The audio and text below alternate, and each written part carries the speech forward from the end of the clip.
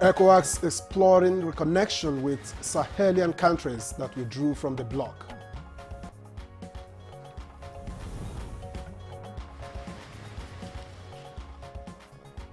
A bill aimed at lowering Nigeria's election costs passes second reading.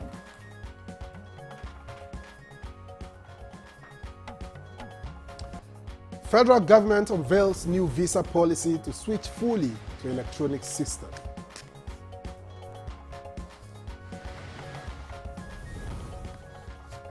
And then good morning, Nigeria. Today we shall be discussing Eid al-Fitr celebration.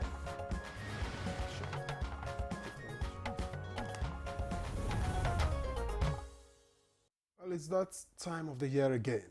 Eid al-Fitr is here. The celebration that marks the end of Ramadan month-long dawn to dusk fasting. Absolutely, Victor. Eid al-Fitr literally means festival of breaking the fast. But you know what's interesting? You won't know the exact date until the night before, depending on the sighting of the moon crescent. Talk about suspense. Yeah. But once the moon is spotted and proclaimed by Islamic leaders, the celebrations officially begin. But long before then, the excitement is already in the air. Families start making plans, shopping, and getting ready for the big day. And you can see it everywhere. The markets are buzzing, tailors are working overtime. And of course, talking about tailors, some are ready to disappoint, of course. And people are buying, everything new, just for the celebration. Gift items, of course, food. After all, Eid is all about giving and sharing. And let's not forget the rush. Roads, motor parks, and airports are getting busier as people travel to reunite with loved ones. It's a beautiful sight, but also a logistical challenge. No doubt. That's why agencies like the FRSC are stepping up, efforts, deploying personnel, including special marshals to ensure smooth and safe movement across the country. And it's going to be an eventful weekend, and we'll be keeping an eye on all of it. Welcome to Good Morning Nigeria, the last edition for this week. I am Victor Azu. And I'm Yen Ray John. Thank you for joining us again today. We're reaching you live on the network service of the NTA. We have the morning news coming up shortly, but just before Musa Abubakar takes us on that ride, I'd like to find out what the preparation is for Eid al-Fitr. By the way, Musa, do I get an invite? Yeah, you have an invite. Everybody gets an invite. Well, good morning to the both of you. Good morning, Nigeria. Here's the news. President Bola Tinubu says the interests of the citizens of the 3 Sahelian countries and the security of the sub-region must be taken into account, while ECOWAS continues consideration of reconnection with the 3 countries that have pulled out of the bloc. The president said this after receiving his Ghanaian counterpart, John Mahama, who visited the Sahelian country military leaders recently.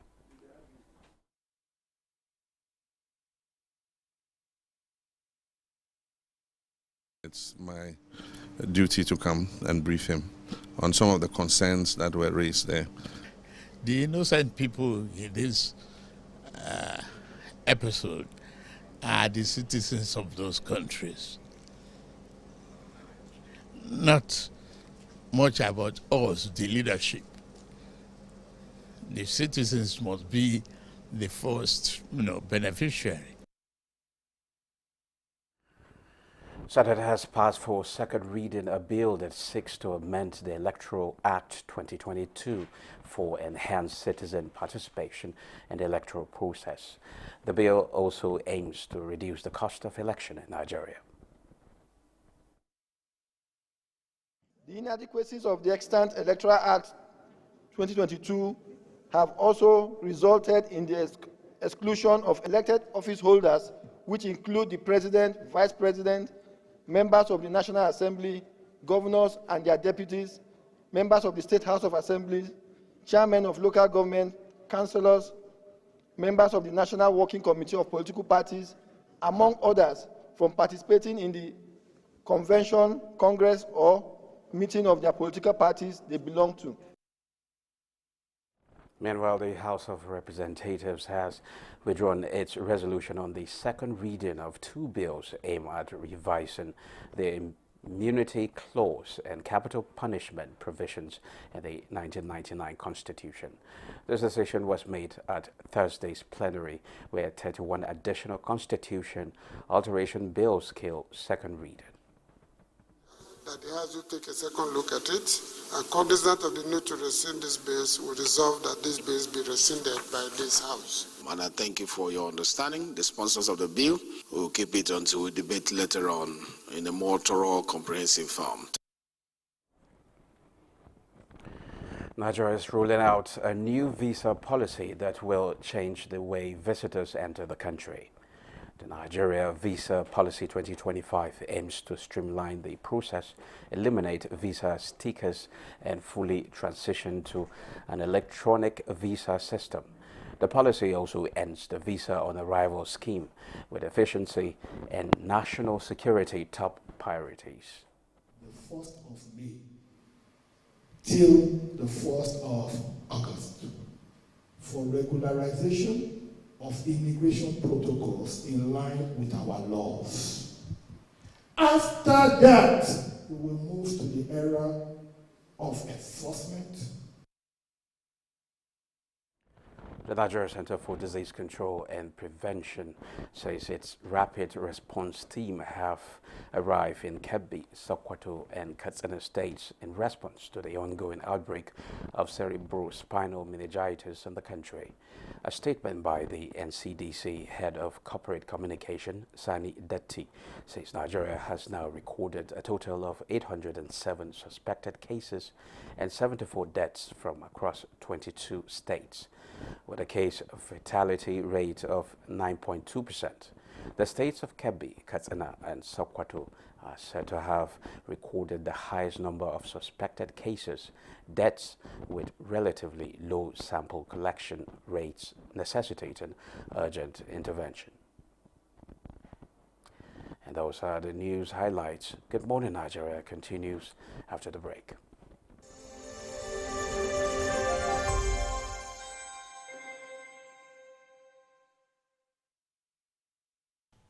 I am Oluremi Tinubu, the global and national Stop TB champion. Many people have asked why I've chosen to champion the fight against a disease like tuberculosis. My reason stems from a deep personal experience. I once had a friend who unfortunately fell ill and concealed the nature of his sickness until it was too late. Eventually, after he passed, we discovered he had tuberculosis. Sadly, due to the stigma and discrimination surrounding the disease, he would not speak up or seek for help. His death was a painful reminder that we could have intervened and saved a life if only we had known earlier. Tuberculosis is an airborne disease that primarily affects the lungs, but can also impact other parts of the body. Being airborne means anyone, regardless of their socio-economic status, can contract it. In Nigeria, 1 person dies of TB-related illness every 7 minutes, amounting to 206 deaths every day. Globally, 1 person succumbs to TB every 25 seconds, which is a staggering 3,456 lives lost daily.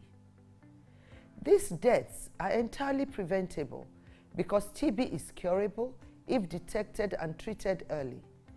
If you or someone you know has been coughing for 2 weeks or more, coughing up blood, experiencing night sweats, or losing weight drastically, it might be TB. Please visit the nearest government hospital or primary health care center for proper diagnosis and treatment. TB treatment is free in all government and some private health facilities. Let us also remember not to stigmatize or discriminate against TB patients or those who have been treated for TB. Individuals who have been cured of TB cannot infect others.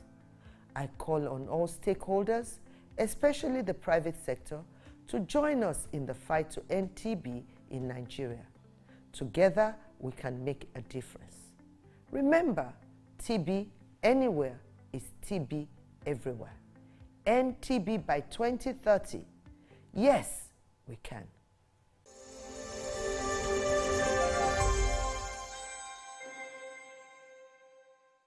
Little body, big moves. Little brain, big learning.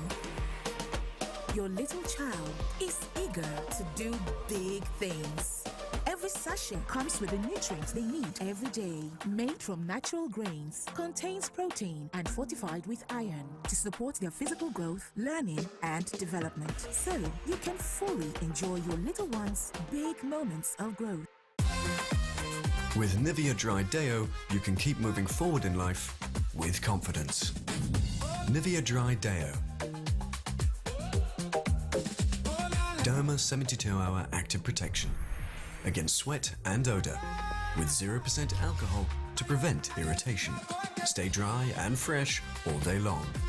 Skin is for moving forward, Nivea is for skin. Your favorite Nivea Deo, now in a smaller pack size. The new Happix sachets. It has a thick formula, so all you need is just one sachet for your toilet bowl. It gives 10 times better cleaning and big savings too. Wow, Helen! Sparkling clean toilet with Happix sachet. Sometimes great things are worth waiting for, and for those who crave and wait, the experience is truly memorable. Introducing the new Dano evaporated milk. A creamy, tasty, nourishing way to start your day. Very creamy and delicious. Now that's worth the wait. Try Dano Full Cream and Dano Cool Cow evaporated milk and taste the Dano difference. In the heat of the summer, Okada seats feel like hot plates. How do I cope with this heat? And how do I cope with that bad odor? By staying 5 degrees cooler. Body odor is caused by germs, and on hot days, the sweating and the odor are more. That's why you need to get the new improved Dettol Cool Soap, which offers up to 5 degrees instant cooling sensation and protects you from 99.9% odor-causing germs. Our major currency unit is the Naira, while the minor unit is the Kobo. They are both in notes and coins. The Naira is more than just a medium of exchange. It bears the images of our heroes. So, stop abusing the Naira. It is a criminal offense to spray the Naira at events. Stop stepping on the Naira. It's not your enemy. Do not squeeze, ruffle, or write on the Naira. Handling the Naira with dirty or oily hands can deface the Naira. Love the Naira as you love yourself. Be a real Nigerian. Do not abuse the Naira.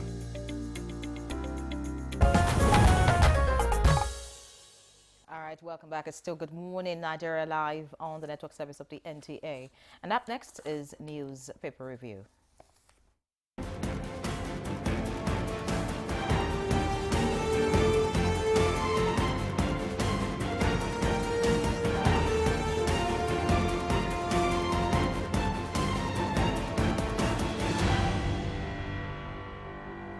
Right, and Chukwudi Kolubaja is here for that newspaper review. Good morning, Chukwudi. Hello, Victor. Morning. How are you? Well, I'm good, and you look good too. You look like a young prince as usual. Well, I'm young. You're young, but I don't know about the monarchical edge to your dressing. Hello, my dear. Chukwudi, good to see you. Oh, the feeling is mutual. You know it. Not be that one. All right, let's see what the papers have this morning. We'll begin with the People's Daily. The People's Daily leads with reps pass bill to stop over 60 from contesting election in 2027. The writer Tinubu, Atiku, Obi, others may be affected. Above the lead story, reps probe 8 trillion naira annual loss to tax waiver abuse, and that's on page 2. Beside that, Senate moves to amend the Electoral Act to cut election costs. That's also right here on the People's Daily. And below the picture story this morning is that of the President of the Federal Republic of Nigeria and the President of Ghana. Below that, reps move to create Office of Prime Minister. Interesting. Below that, Nigeria Customs to deploy e-currency declaration form to curb money laundering. Salah, NSCDC FCT Command deploys 4,000 personnel. That's on page 7. And finally, from the People's Daily, Tinubu to mark 73rd birthday with prayer at Abuja National Mosque. All right, let's see what the blueprint has. The blueprint leads with a different headline. 2027 is the kicker. No vacancy as Tinubu's second term in office assured. That's credited to Akpabio. Below that, we have economy stabilizing according to Minister. President marks 73rd birthday at National Mosque. 6 citizens continued support. Just below the masthead, we have I am not against Sharia law in Southwest. That's according to Makinde. And above the masthead, we backed down on Kano Salah Doba to avoid bloodshed. That's according to Adu Bayero, and that's on page 7. Looking at some of the stories on the front page of the blueprint this morning, we have Rep Small 60-year age ceiling for presidential governorship aspirants. Make U-turn on immunity for vice presidents, governors, and deputies. Nimasa, that's the kicker of this one. Federal government moves to stop paying war risk insurance premiums. That's on page 21. You want to find out the details. And meningitis spreads to Gombe. 3 die, 30 hospitalized. Finally, from the blueprint this morning, we have River State of Emergency. Solved 90% political problems. Rivers State of Emergency solved 90% political problems, according to Okocha. Victor. All right. Let me also take off from the Rivers issue, this time credited to the APC, and that's on the leadership. Rivers emergency rule, necessary evil. Of course, that's credited to the APC. And the lead story here reads, stakeholders, oil marketers, seek urgent review of PIA, that's the Petroleum Industry Act, say reforms will address emerging challenges. Want all local sector transactions in Naira. A Naira for crude oil transaction has consequences. That's according to Dapman. All right, and just above the nameplate, Nigeria records 807 meningitis cases, 74 deaths. I don't know which time frame, but that's on page 11 for details. And parliamentary government, 30 other bills pass second reading in reps. That's on page 7. NICOM police sued over third-party insurance is on page 4. And just this last one, money supply records first decline in 2025. You get details of that on page 2. Chukwudi. Thank you, Victor. Rivers state of emergency solved 90% of political problems. That's credited to Okocha, you said? I would say... The one here is credited to APC. APC, yeah. It's okay.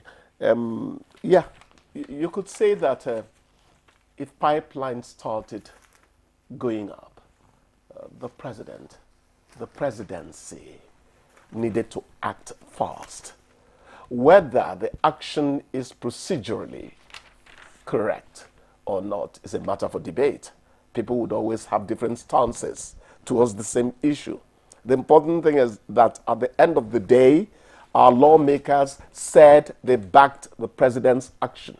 That's all the legality it needs. If you are aggrieved still, you can go to court, as Nigerian politicians are wont to say these days. So to some extent, I agree that that state of emergency declaration solved a lot of problems because things were becoming... 90%?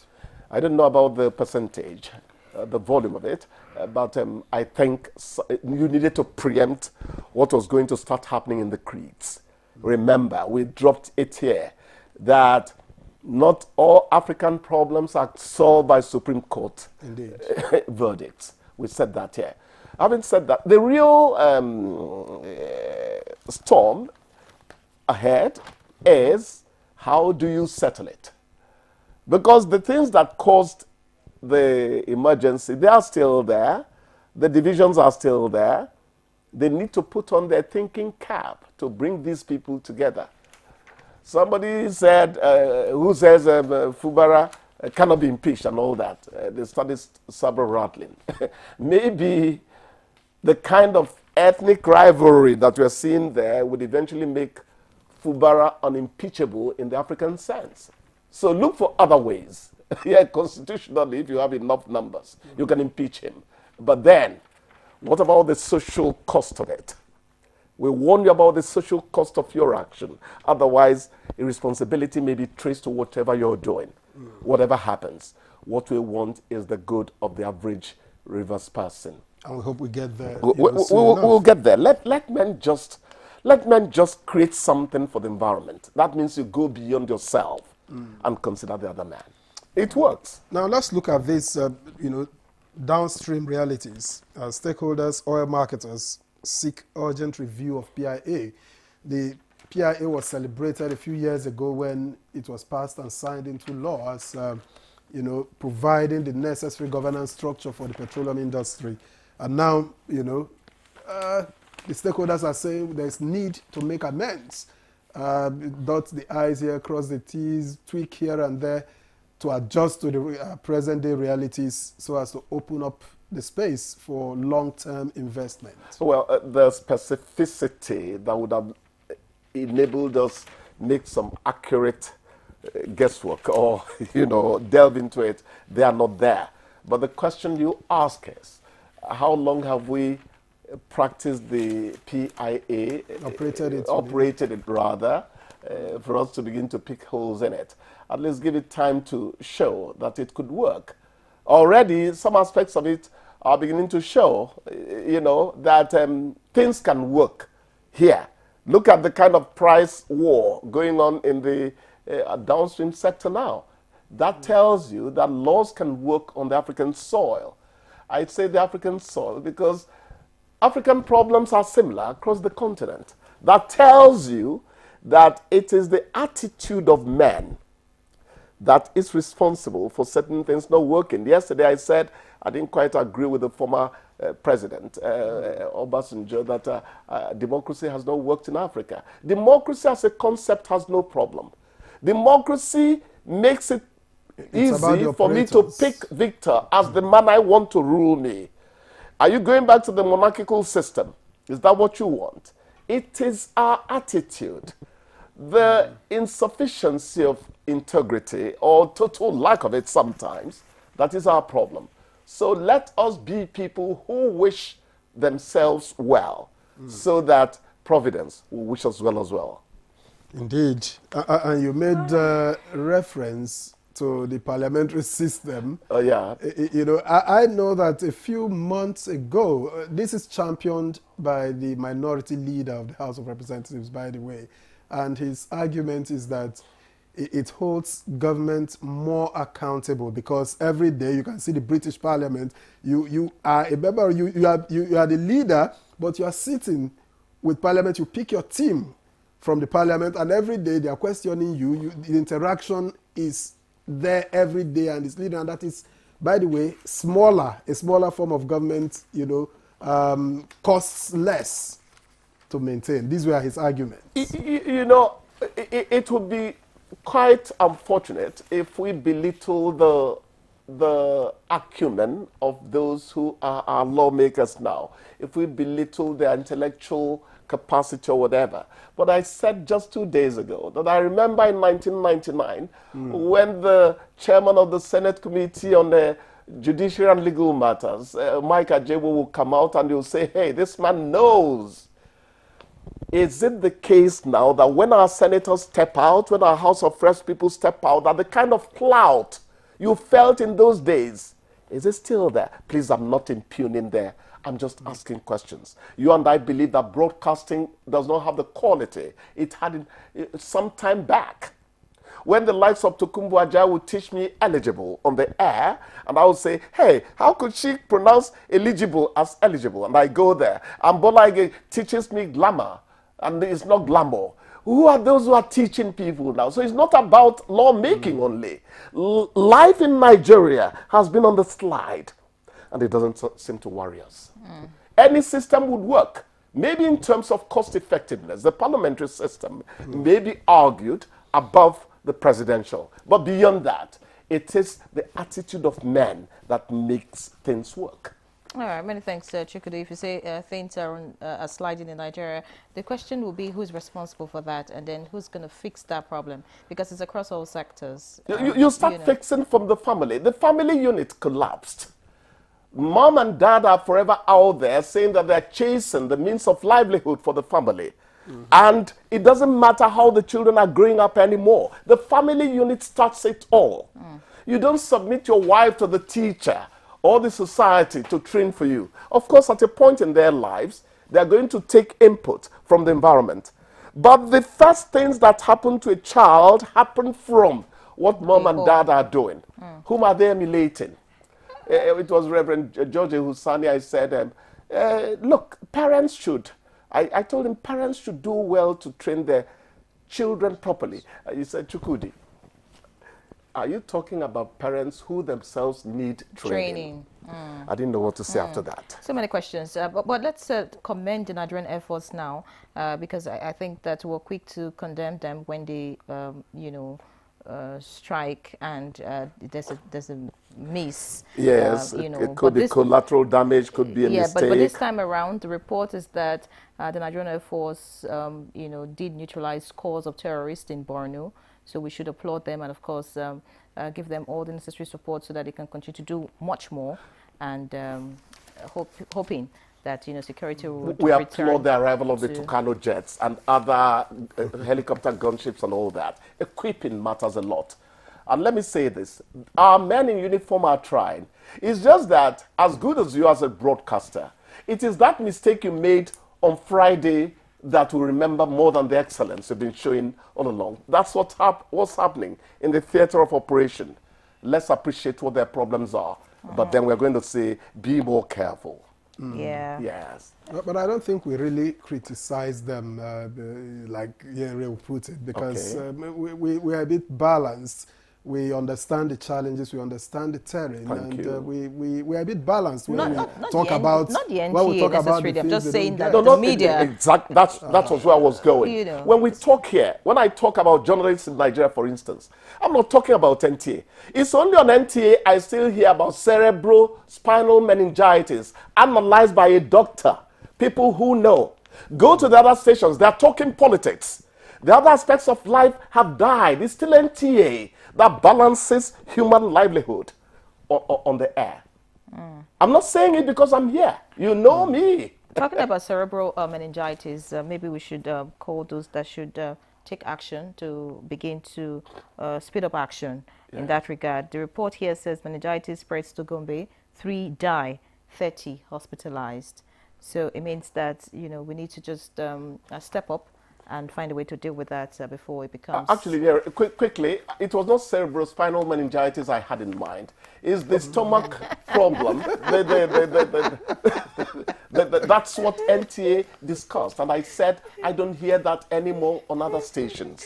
Gastrointestinal diseases. That's it. No, we talk about everything on the NTA. Yeah, that's why you're NTA. Yes, I know what I'm talking about. And I appreciate you. Somebody will have to thank you at this point. Just so that we could get on with the conversation, and we wish you a great weekend. See you on Monday. It's same here. Thank you. All right, we'll take a break. When we come back, we'll get into our conversation, which is on Eid al-Fitr preparation. Stay with us.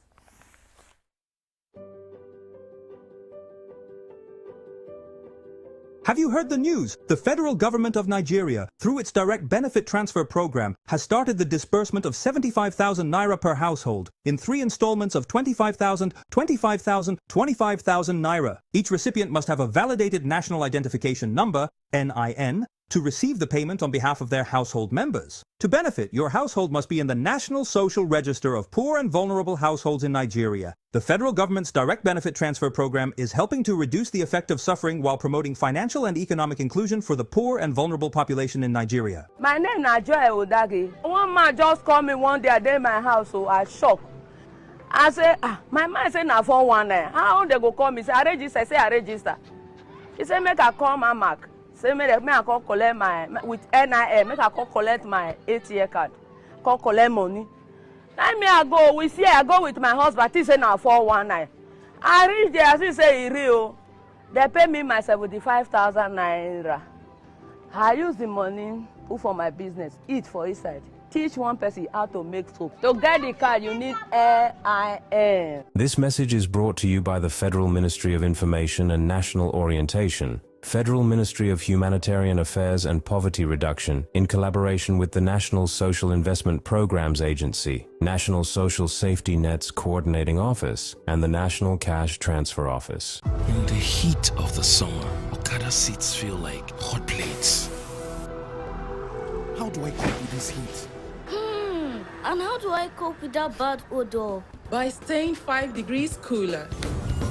Body odor is caused by germs, and on hot days, the sweating and the odor are more. That's why you need to get the new improved Dettol Cool Soap, which offers up to 5 degrees instant cooling sensation and protects you from 99.9% odor-causing germs.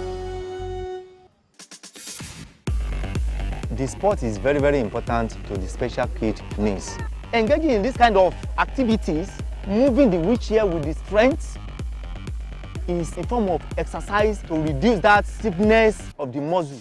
It makes them to be self-dependent, not depending. We should believe that there is ability in their disabilities.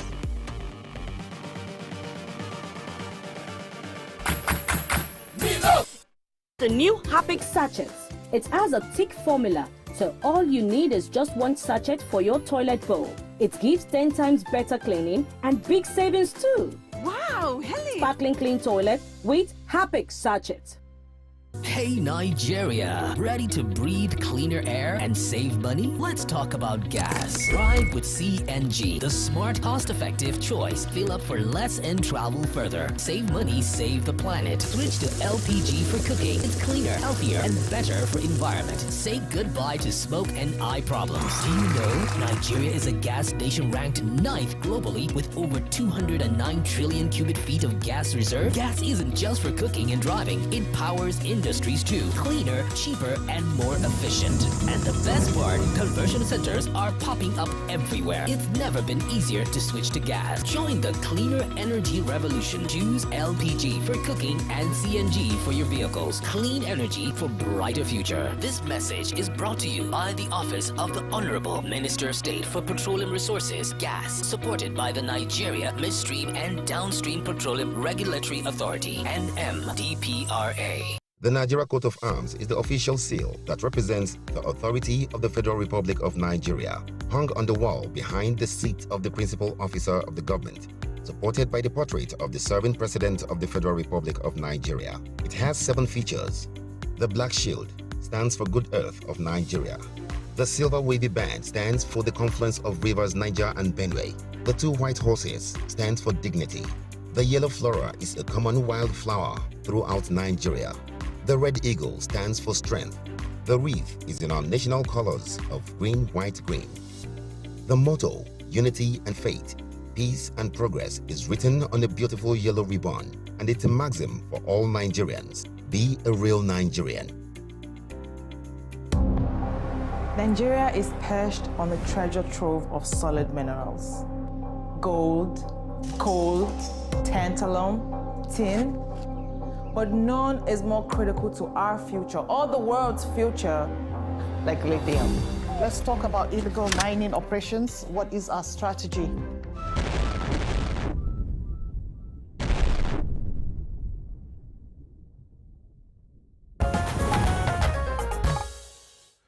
Thank you for staying with us. You're watching Good Morning Nigeria on the network service of the NTA. Just before we introduce our guests for this conversation, which is on Eid al-Fitr preparations, let's take this background report. It is put together by Ibrahim Belogunda. Ramadan is one of the most sacred months of the Islamic lunar calendar, in which Muslims devote themselves to fasting, spiritual rejuvenation, and seeking Allah's forgiveness from sin, while being encouraged to reach out to those in need, as well as feed fasting Muslims as much as they can. The Eid al-Fitr preparation start with Nigerians living or working in different parts of the country traveling back home to celebrate with their loved ones, which is followed by giving of alms, mostly grains or money in like sum, known as Zakat al-Fitr or charity of the feast of breaking fast. This act of charity to the needy is encouraged few days, between 2 or 3 days, to Eid, or at most in the morning before Eid, to help those in need celebrate Salah with their families in the spirit of the season. all Muslims that have the means are encouraged to wear new clothes on Eid al-Fitr Day, and those that cannot afford are encouraged to wear their most precious clothes. Muslims are also encouraged to eat before going to the Eid ground, signaling the end of the Ramadan fast, while encouraging the remembrance of Allah in prayers during the period. After the Eid prayer, Muslims are encouraged to show love to each other and visit families, loved ones, and associates in the spirit of the season and brotherhood. What level of security is needed to ensure hitch-free Eid al-Fitr celebration across the country? How will stakeholders ensure safer routes as Nigerians travel to celebrate Eid with their loved ones? And what are those things that Muslims are prohibited from doing during the period? These and more will be some of the questions guests on Good Morning Nigeria will find answers to on the program. Well, thanks, Ibrahim Belogunda, for that background report. Now time to introduce our guests, and we have with us right here in the studio Segun Ogungbemide, the Corps Public Education Officer, Federal Road Safety Corps. Many thanks for joining us. It's a pleasure to be here. Thank you. All right, and while we still expect some other guests on the program, let me introduce also here in the studio Suleiman Danzaki, SSA to the President of National Union of Road Transport Workers, NURTW, on intergovernmental and international matters. A pleasure to welcome you. Good morning and good morning, Nigerians.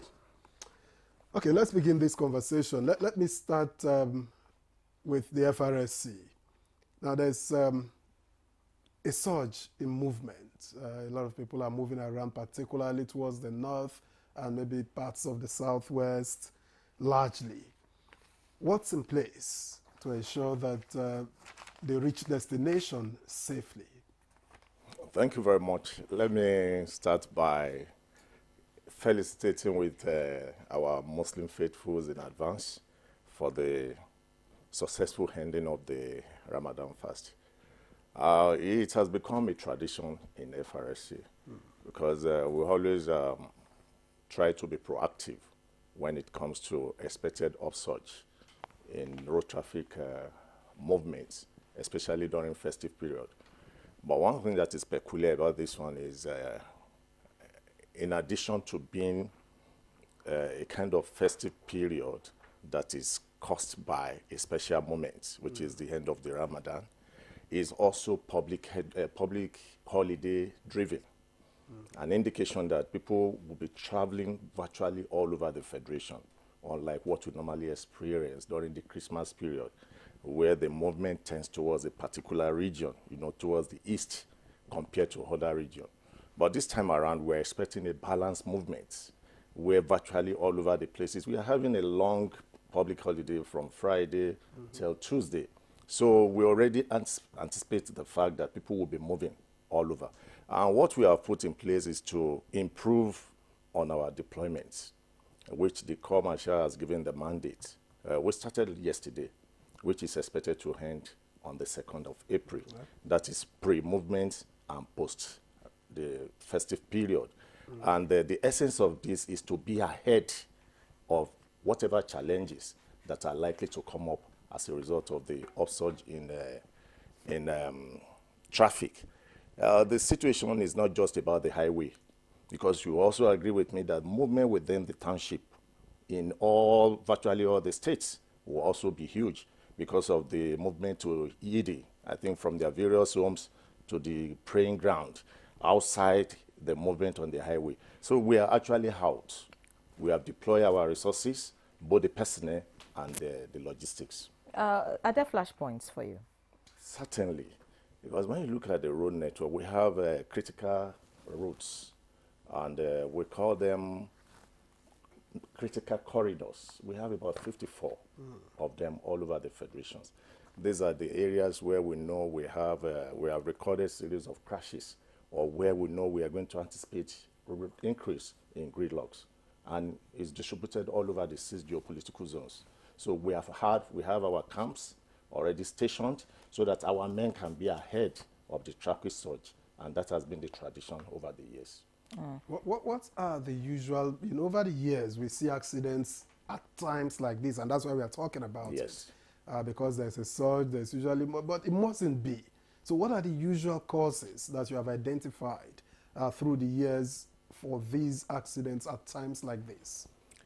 Anytime you have increase in road traffic movements, there's always a chaotic situation, impatience mostly, which is everybody tending towards the same direction, trying to get there, even when we know that the situation does not permit what we have on ground. You have challenges to battle with. You have the state of the road.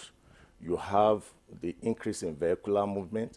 You have even the weather to also bargain with. When I say weather, you know, at times the season determines what we see on the highway. When you are traveling during the rainy season, you know what is expected. Like this time around, let me say what we noticed is that we have more of traffic movement tending towards the north because of movement of our trucks that are carrying fuel. And when you are in the midst of all this movement, definitely to slow down the movement of other vehicles that are having commuters to apply with. And these are the problems we have over the time that made us to believe that what we do is that our public education aspect is what we should emphasize on, talking about giving more of advocacy to our motoring public. And what paid out for us last year is that we're able to reduce our road traffic crashes by 10% just because we changed our strategy in advocacy. It's not about the condition of the vehicle, but majorly the human factor. What did we do? We diverted attention majorly from the drivers now and directed our attention to the commuters. It is about your life. You are the one that wants to get to your destination safely. Don't drop your life in the hands of the driver. So when the driver is misbehaving, please speak out. And that was what helped us in reducing the tide of road traffic crashes in 2024. All right, we'll pause you a bit, Segun Ogungbemide.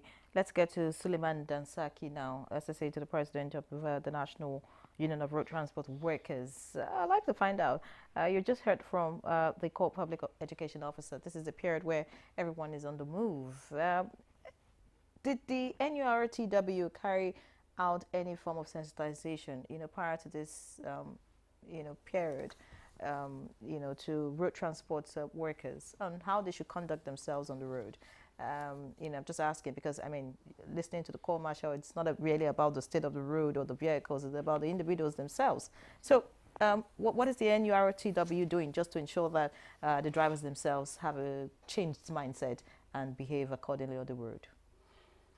Yes, actually, we used to have that sensitization, most especially in designated motor parks.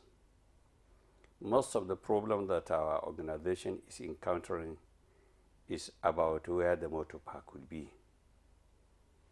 The motor park, according to the law, it is the constitutional right of the local government to designate a motor park constitutionally for internal generated revenue.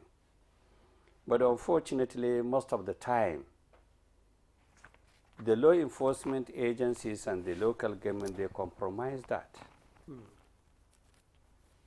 Let me give you an example that I used to say is in several fora than one I get an opportunity to say.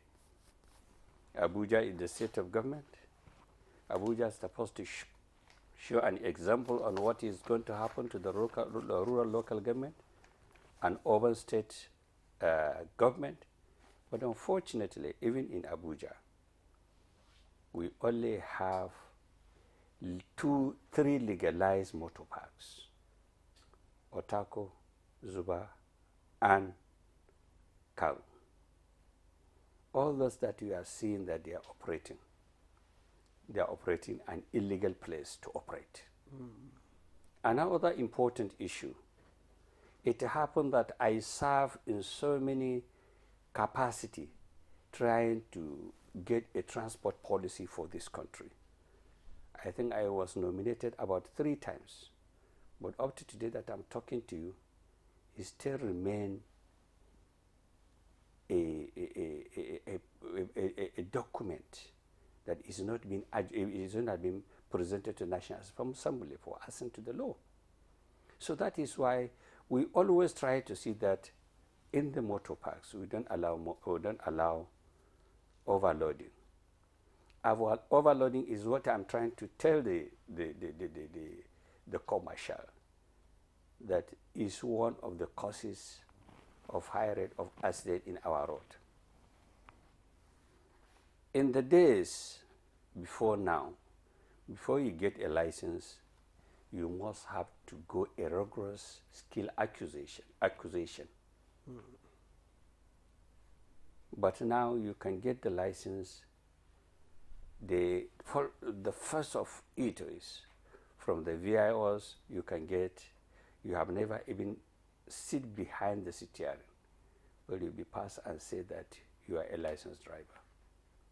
Mind you, it is not our responsibility. We don't have any constitutional right to say that we are going to say who is a good driver, who is not a good driver, provided that the authority, the VIO, tested, either tested or not tested, and then forwarded to the road safety for the issuance of the license. Our own responsibility, if you say that I'm a driver, I'm a driver. If you say that I'm a medical doctor, depending on a time when you will act. Proving authority. Proving authority. But most of the people, you see that they are licensed. And yet they cannot drive effectively. They cannot drive effectively. When I got my license, you must have to get a liner permit for 3 months. You go for another 3 months, you go for another 3 months before you approach the VIO for testing. And constitutionally, I don't know whether they have changed it now. Even in the military, one of the criteria before you are promoted to a captain, you must have to come with the E-license, where you can lead your troops in the war front.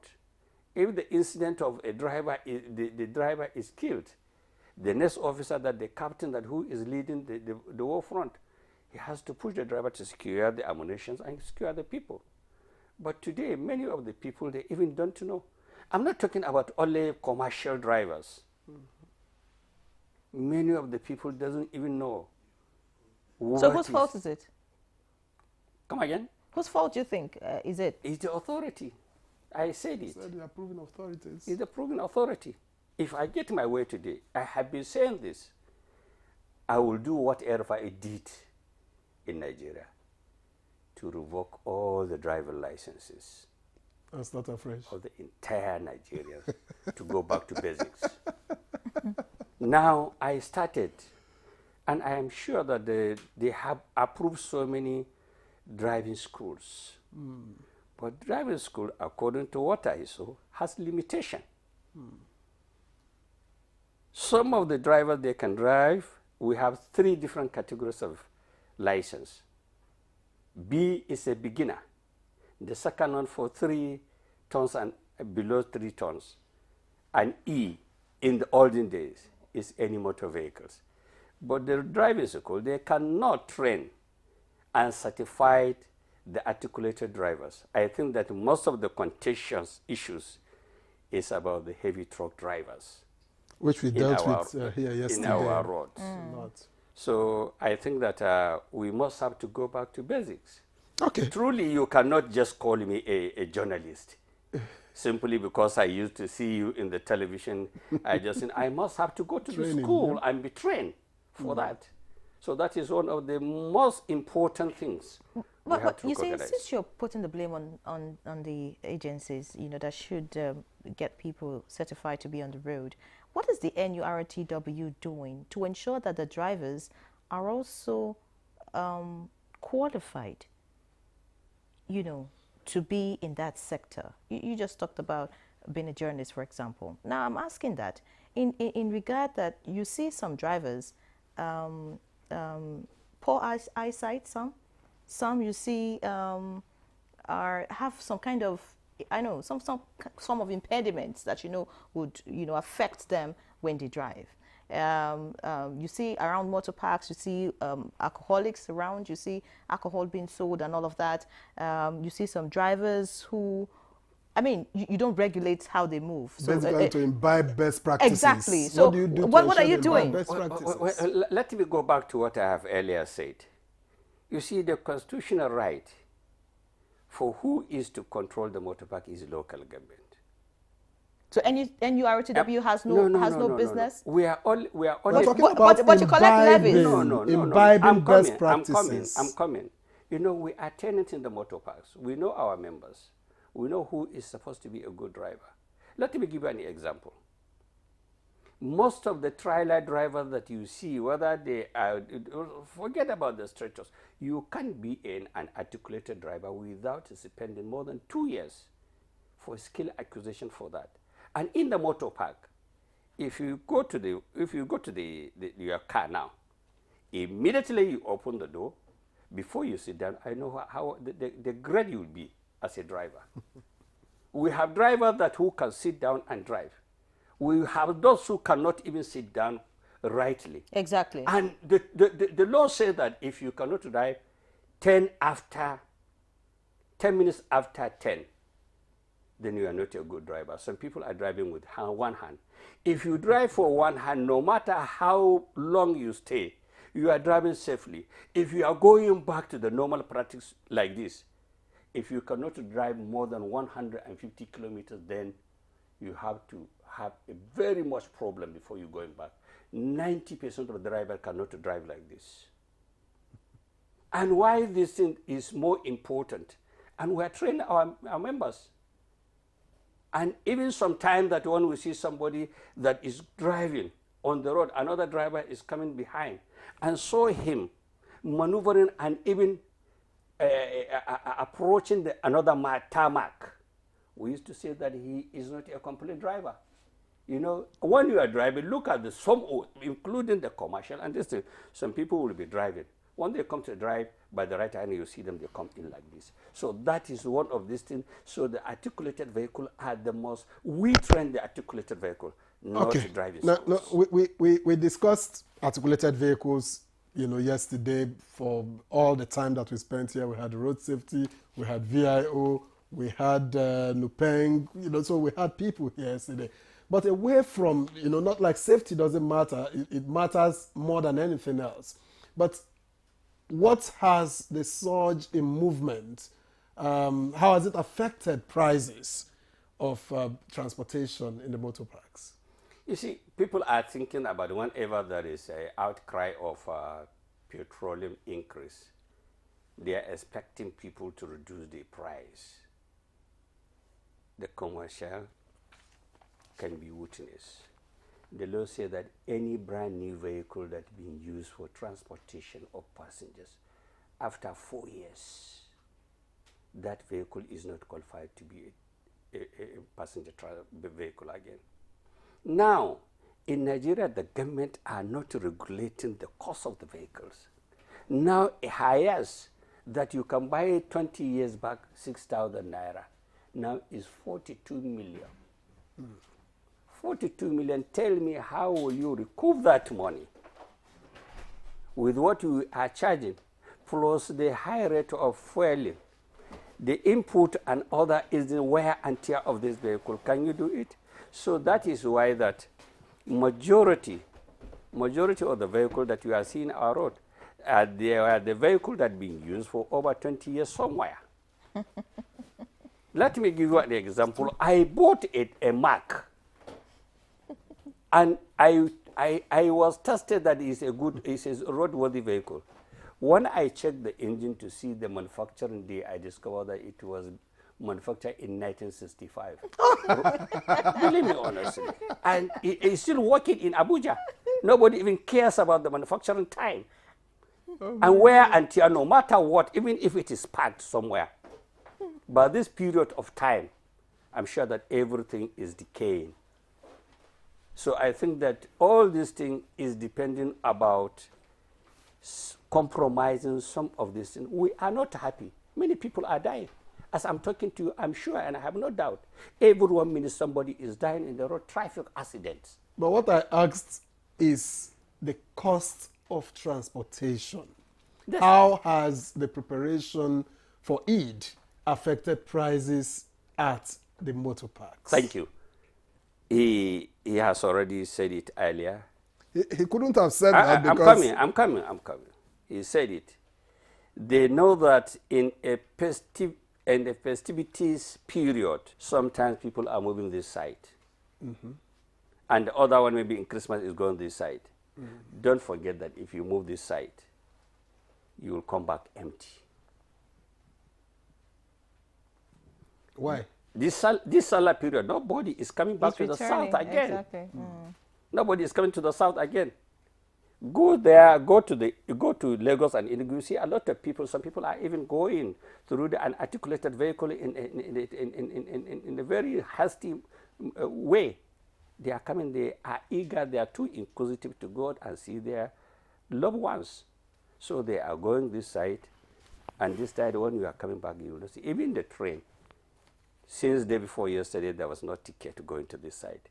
But coming back from Kaduna, almost more than 3/4 is empty. So what's the so impact you must have to complement. You must have to increase the price and see how you are going to recover. So and you double it so that you take both the to and fro. Of course, yes.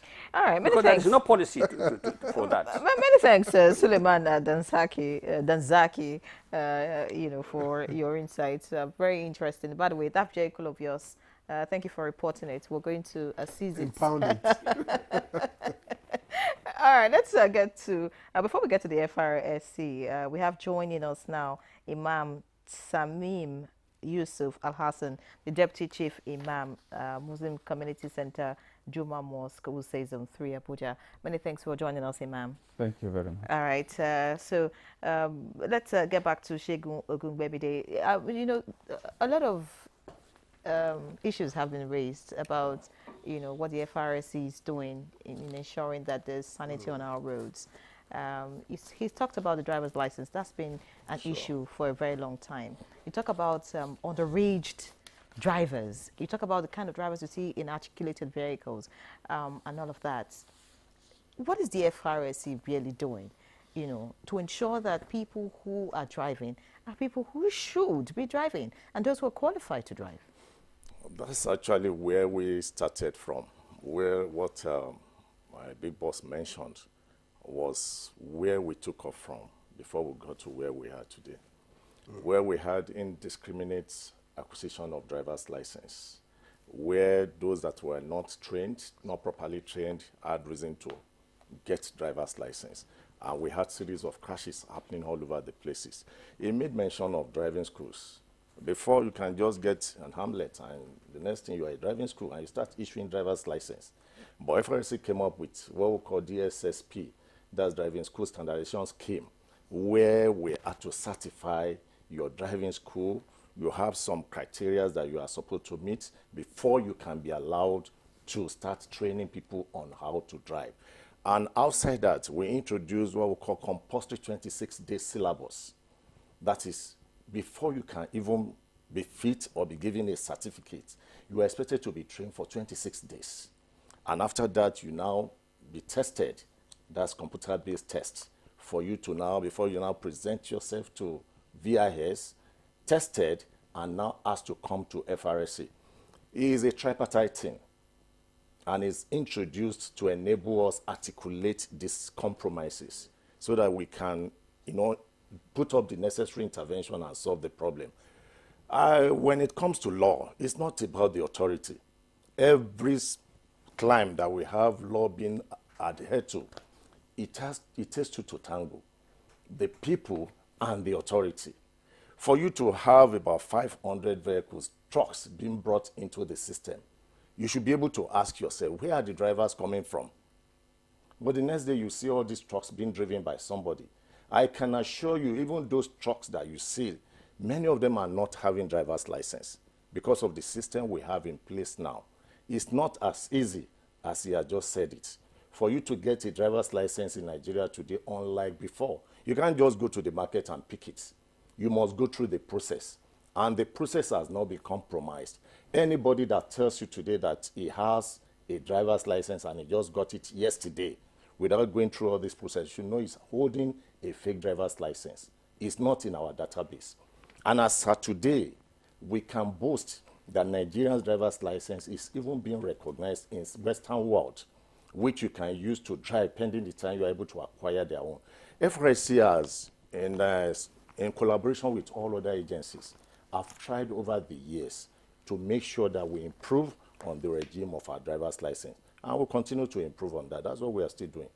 All right, thank you very much. Of course, we dealt sufficiently with all of these yesterday. But let me launch Imam Tamim Yusuf Al-Hassan into this conversation. Eid is fast approaching. What is the spiritual essence of the whole celebration, and how should the Muslim Ummah prepare towards it? Thank you very much. Alhamdulillah, as you have said, Eid is quite approaching. Preparations expected of the Muslim Ummah, first of all, one has to recognize that Eid is not just a normal ceremony that people should do what they like in the name of maybe happiness or whatever. Everything in Islam is regulated. One has to do whatever he wants to do as a Muslim according to the provision of the Quran and Sunnah of the Prophet Sallallahu Alaihi Wasallam. Therefore, preparation expected of a Muslim for Eid al-Fitr, first of all, one has to make sure that the spirit of the celebration, meaning the unity of the Ummah, and also peace, love, and togetherness of the Ummah, Muslims, both Muslims, neighbors, non-Muslims, everybody is to be carried, can I say, to be carried along in the celebration. Because if you have a neighbor, for example, who is a non-Muslim, you have to extend the gesture of Eid to him. For the Muslims also, you have to exchange gesture of Eid to them. As a family man, for example, one has to make sure that he do the best he could in order to make his family happy by providing new clothes if he has the means, food, drinks, and so on. And then the celebration, for example, must be regulated. One should not allow his children in the name of celebration to go and do something that is forbidden in Islam. Let's say, for example, for them to go and drink or to engage in some plays that are not permissible in Islam. Therefore, these are some of the preparations expected of Muslims to make. And then on the Eid day, early in the morning, one is expected to take bath and get prepared to the Eid ground, whereby every Muslim is expected to be there, men, women, children, and so on. To the extent that our Prophet ﷺ mentioned that even the women who are menstruating, who are not allowed to pray, they should not observe prayer. But the Prophet ﷺ said that let them participate in Eid, not to engage in prayer, but for them to see, to share the happiness of the day and also the prayers being offered by the Muslims on the Eid day. So it is a kind of a ceremony that brings Muslims together in terms of unity, love, sharing, and also the poor ones should feel the impact of the wealthy. Of the wealthy, yes, because even before going for Eid, one is expected to give what is known as Zakat al-Fitr, which is a quantity of food for a head of family should give on behalf of himself and on behalf of every member of his family. The Prophet ﷺ said that the wisdom behind that is that let there be nobody begging on Salah day. Let everybody have something to eat, so that happiness will be complete. Because if you wake up on Salah day, people have new clothes, they have food, they have this, they have that, but you and your family, you have nothing. There's no way you can be happy. So the Prophet ﷺ said that let everybody be happy through circulation of food. Those who do not have, at least they should have something to eat on that day. And also, another wisdom behind it is that it serves as purification for some shortcomings recorded by a Muslim during his or her fasting. So These are some of the wisdom. So after making this preparation, then one should get ready for Eid prayer, where one is going to meet so many people whom he missed, for example, for so many, maybe since last year. Because some it's only on Eid day that you meet, because they are coming from a very far distance. You are also coming from very far distance. Therefore, you don't meet on Friday. You don't meet. It's only maybe annually sometimes. So it gives happiness to everybody, the children, the women, the adult, and everybody. Thank you. All right, many thanks, Imam, for running us through what Salah should really be like. But is Salah a period to be extravagant? I'm just asking. Yes. Are you supposed to show off? Are you supposed to go above your limits? Are you supposed to borrow just to make the celebration grand? You see, in Islam, extravagance is forbidden. By the text of the Quran and Hadith of the Prophet ﷺ, Allah says, وَلَا تُبَذِّرْ تَبْذِيرًا, do not be extravagant. And he who is extravagant in his life, Allah says, إِنَّ الْمُبَذِّرِينَ كَانُوا إِخْوَانَ الشَّيَاطِينَ. They are brothers of Satan. They are brothers of Satan. So that is enough for one to go far away from being extravagant. And then even in Islam, Allah says, لَا يُكَلِّفُ اللَّهُ نَفْسًا إِلَّا وُسْعَهَا. Allah does not impose a burden that a person cannot bear on him. So if Allah does not impose, why should one impose a burden that he cannot bear? This zakat I'm saying, this quantity of food that one should give in the morning before going for it, those who do not have are exempted from giving, because they do not have. Allah do not say, okay, go and borrow, you must pay zakat al-fitr if you do not have. No. But only if other, maybe neighbors, see the condition of a particular person, they extend that gift to him, and he is in position to give that, he can give. But one should celebrate Salah according to his or her means. No extravagance is allowed as far as Islam is concerned. Either one to say, I must buy new clothes, I must do this, I must do that. No. Everyone should do it according to his or her own means. Capacity. Yes. Now, let's talk about the sighting of the moon. Of course, the Salah date is still tentative because the moon has not been sighted. So how important is sighting of the moon in determining the date for Eid al-Fitr, and how does it work in Nigeria? Determining the moon, see, is how it works in Nigeria. Let me start by that. See, we have an authority, and that authority is the Sultan of Sokoto. He is the one in charge of announcing moon sighting, and he has a structure in place. Every state whereby there are people in charge of sighting of the moon, if it is sighted, somebody will come and report himself that, yes, I sighted it. They will ask him so many questions to ensure that, yes, it is true that it was moon he sighted. Then if they are satisfied, then they communicate to His Eminence. If he is satisfied, then announcement will be made. So on 29th, today we are on 28th, okay? So on 29th, the Sultan will announce, maybe from today, he will announce that, okay, Muslims should try and sight the moon on 29th after sunset. So if moon is sighted, then it will be communicated. Then if it is not sighted, then we must pass 30 days. So in case it is sighted on 29th, that announcement to be made by the Sultan will declare the end of the month of Ramadan. But if there is no such announcement, then we have to Salah will have to move forward. Yes, it has to be, we have to observe fasting of 30 days.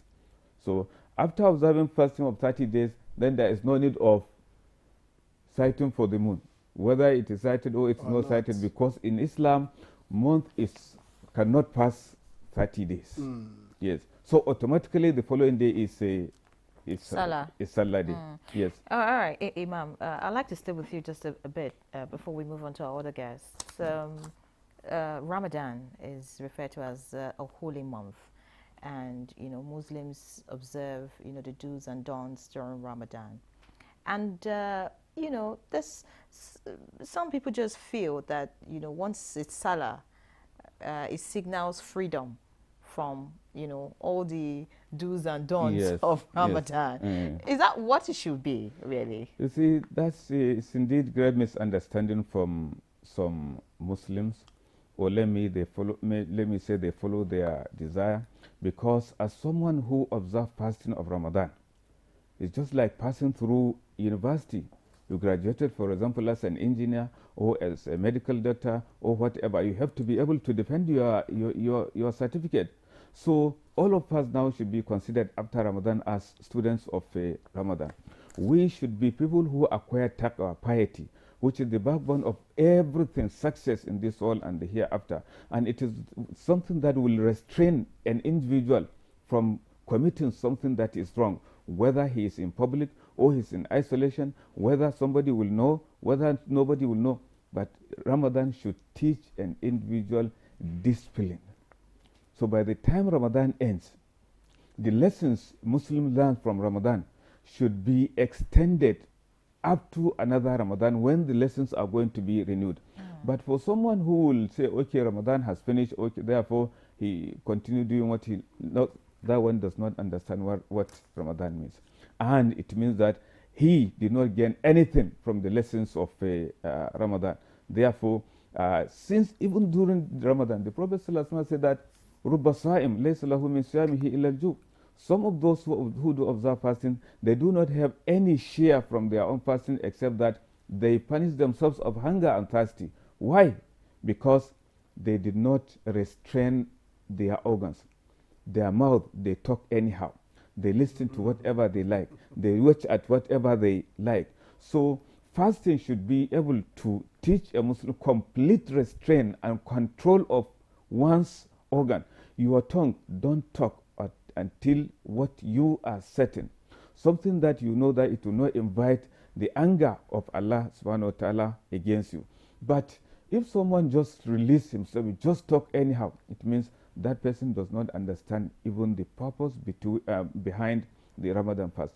So right inside the month, some have even defeated the aim of Ramadan. What more of after Ramadan? You see, those people will automatically go back to their normal life because Ramadan did not even make them to change anything. Yes, while it means to help to create discipline in an individual. Your mouth, don't talk except something that you know it will not invite wrath and anger of Allah against you. Don't backbite. Don't blackmail. Don't use your ear to listen to something that is not allowed in Islam. Your legs, don't go wherever that is not permissible by Allah subhanahu wa ta'ala. So for someone who understands this message or this objective behind Ramadan, there is no way after Ramadan you see him going back to things that are not well. It's somebody who can now depend his certificate, as I'm telling you, that it is just like a school whereby someone graduates as an engineer or something of that nature. So you see, Ramadan will teach person, he'll be more disciplined.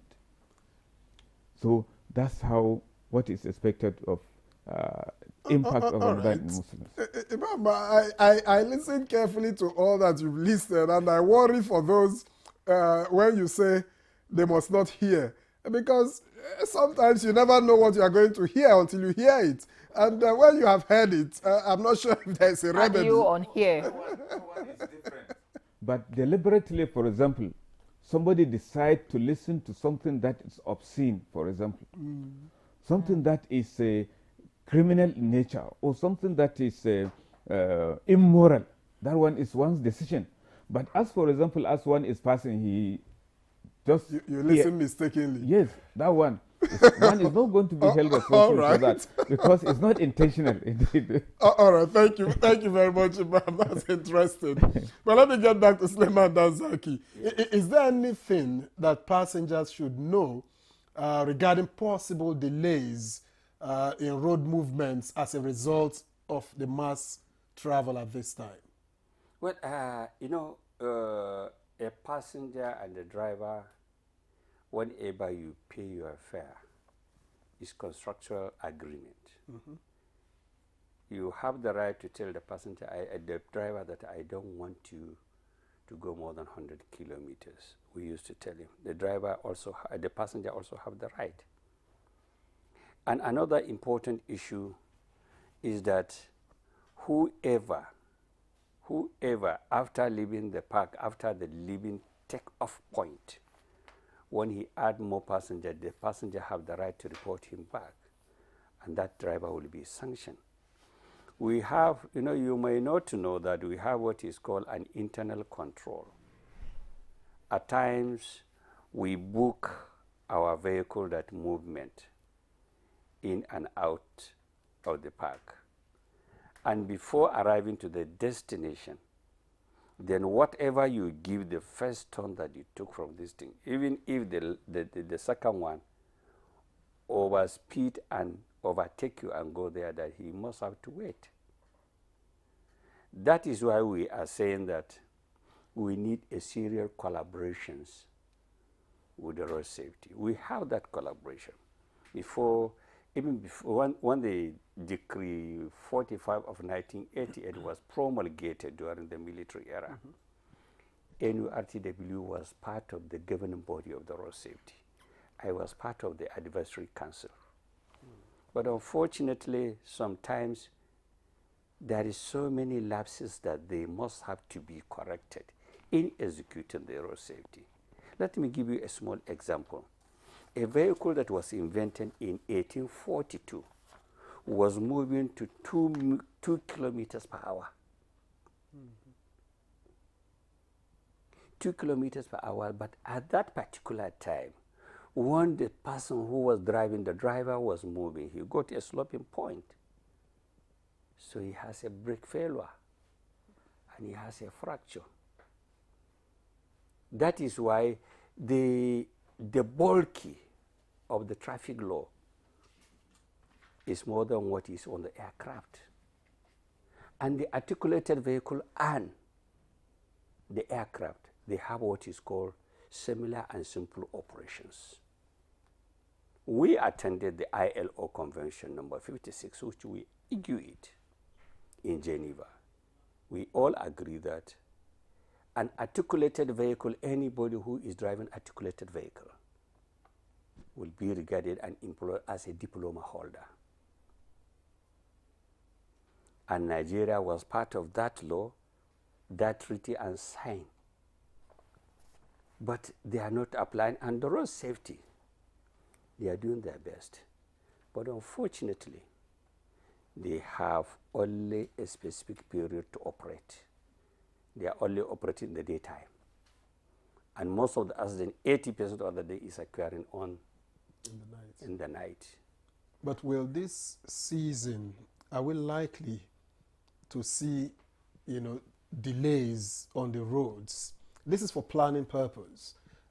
Passengers, is there anything they need to know regarding possible delays on the roads, maybe because of the number of movements, the number of people moving towards certain areas? The more congested on the road, the more delay on the road.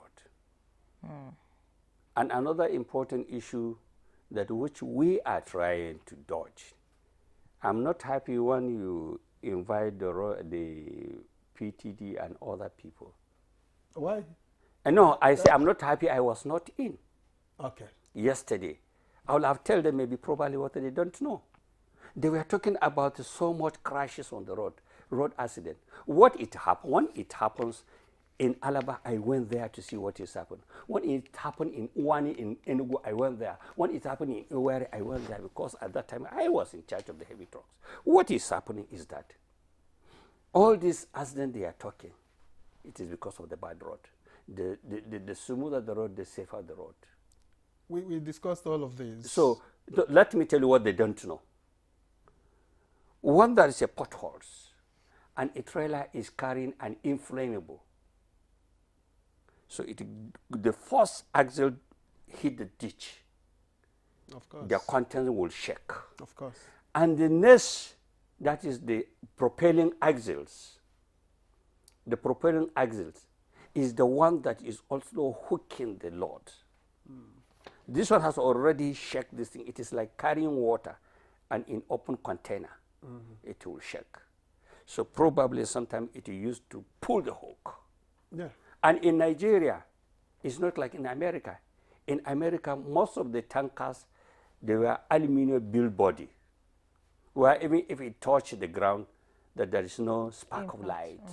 But in Nigeria, most of these things, go and see where they are constructing the tank. When you are on your way to Kaduna, you will see that it's an iron, and the iron is very light. So it's possible that when they are moving, there must be a little spillover of this thing from the tank. So we need the road. We even advise the government.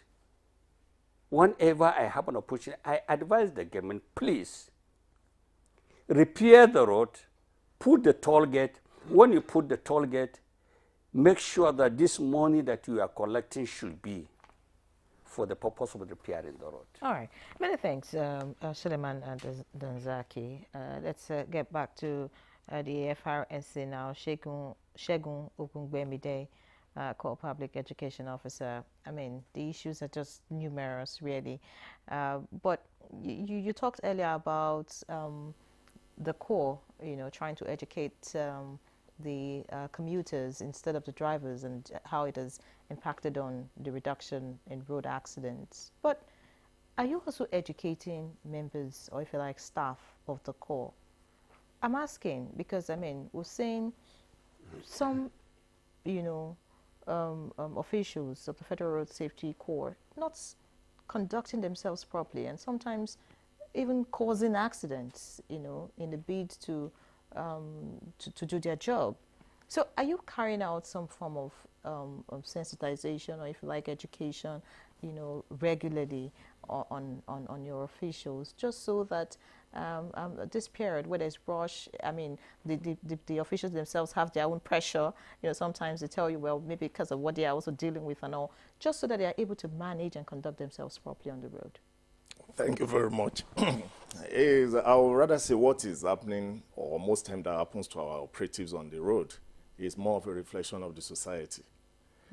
The training given to them is that under any provocation, you are expected to be in control. But at times, because of the pressure from the motoring public, you see them losing their head. And unfortunately for them, the system does not permit that. The series of interventions we have seen on the highway, where we see our men going off line, always have a repercussion for them backhand. We have what we call pre-patrol brief on daily basis. Before you set out from the office to the highway, you are giving regular brief on what you are going to expect and how to conduct yourself. That's outside the primary training they receive at the recruitment points, which we also have retraining and retraining. Because like we all agree that transportation sector is quite dynamic. It changes virtually every day. Even the conduct, the attitude of the road users too changes. So we have to be ahead of them. And that's what we've been doing over time. Our men are well trained. That's the truth of the matter.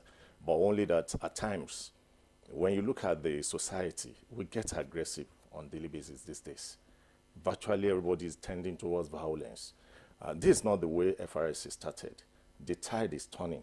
You recall before now, when you cite FRSC personnel, the motorists, we will take dressing. But it's like we are now the one taking dressing when we see the road users now, because they come with aggression, they come with violence.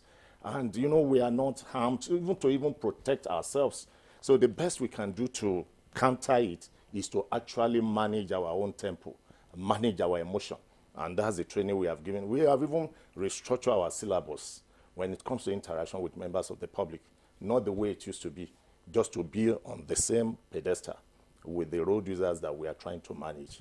But by and large, we still have to continue to manage and do the right thing. All right, thank you very much. Just before we go on our break, let me get back to Imam. How can Muslims, maintain the discipline and the spiritual growth that they have achieved within the month of Ramadan, of course, afterwards? Alhamdulillah.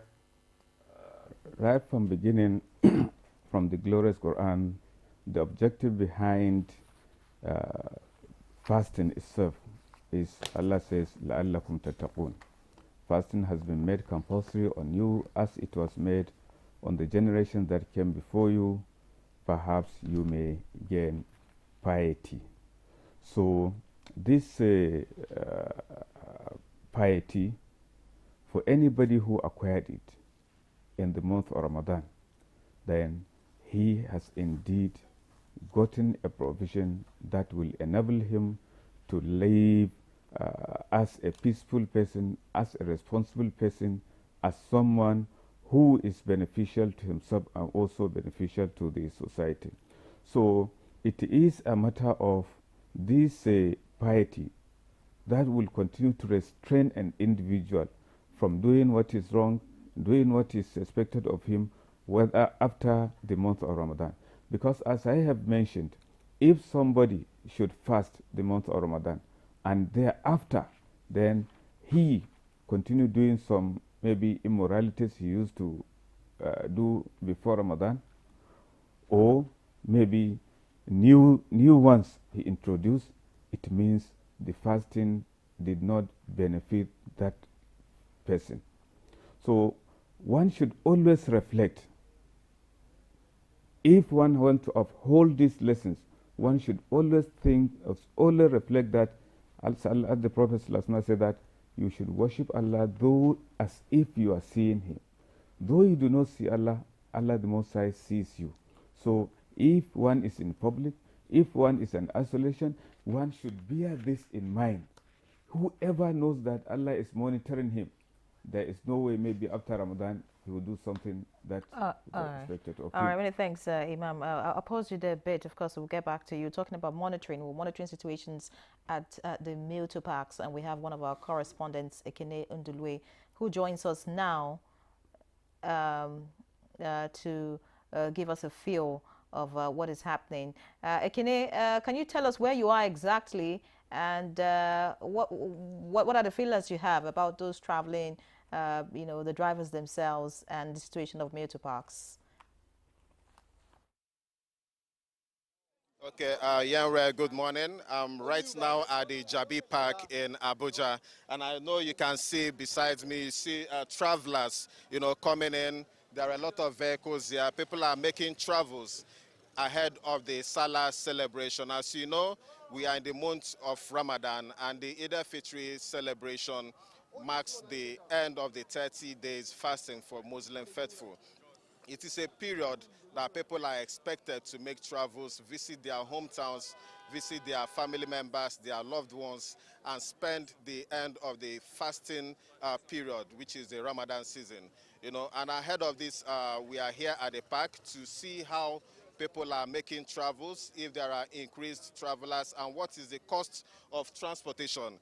I'll be speaking with the Assistant Secretary of the Jabi Park here in Abuja to tell us the situation of things.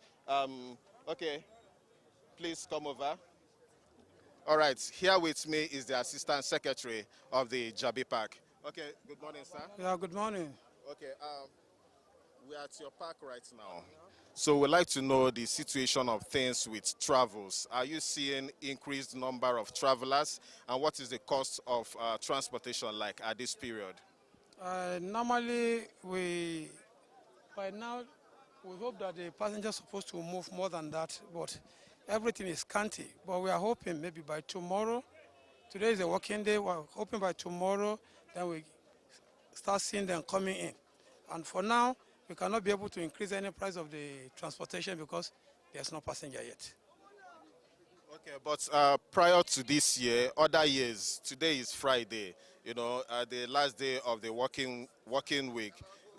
What has it been like over the years? Is this year different, in terms of the number of travelers that we are seeing here? Over the years, the passengers moved down. The previous time, by now, at least we started getting passengers. But unlike now, we don't really understand what is happening. People say there's no money, there's no money. That was why they did not travel. But hopefully by tomorrow or next tomorrow, we are hoping at least we can be able to get some passengers. Okay, We can also see that some vehicles are actually loading. We'd like to know what is the most traveled destinations from this park now?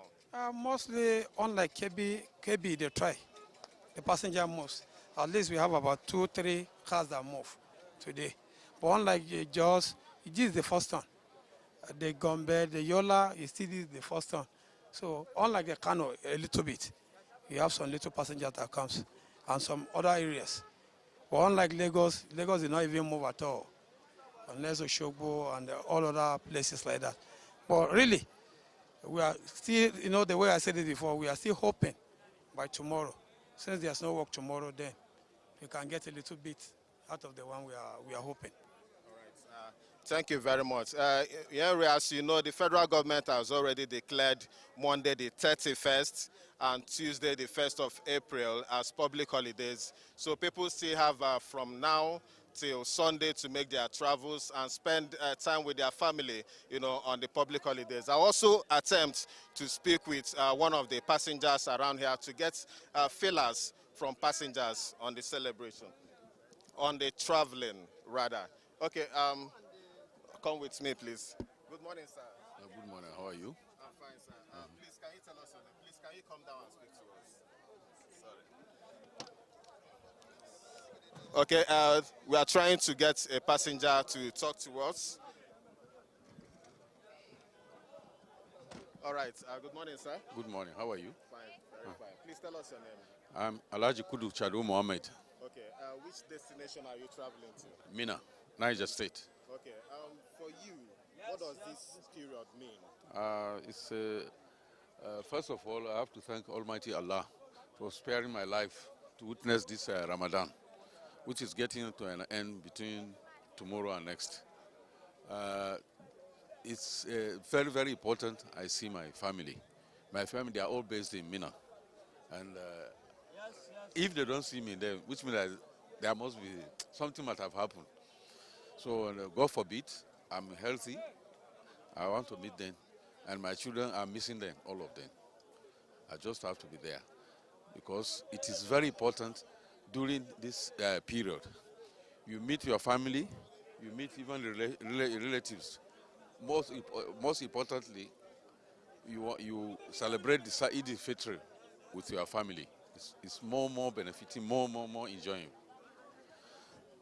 Secondly, this is a period you meet other friends, classmates, relatives who come all over from the country, from Lagos, Kano, Port Harcourt, then you meet.